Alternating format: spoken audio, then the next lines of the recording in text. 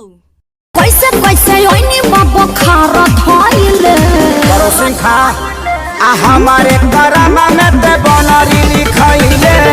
चुप रह, ऐसा ऐसा मत बोलो। आ टूटा ही चपाला पेन्ही मिले चली आइले।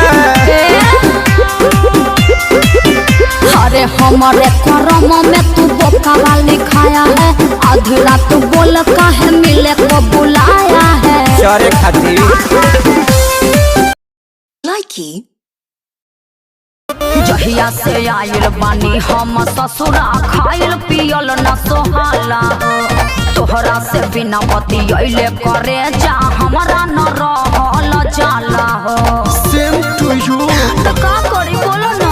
रहु कुमार तो संभाल के रखनी गर्दन में जैसे माला हो। तहरा के को थप्पड़ कोई छुए हमारा वो बहुते बुझाला हो। लाइकी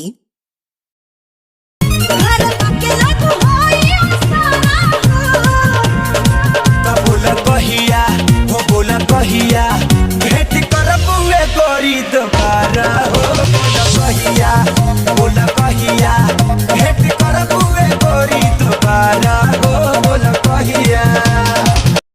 लाइकी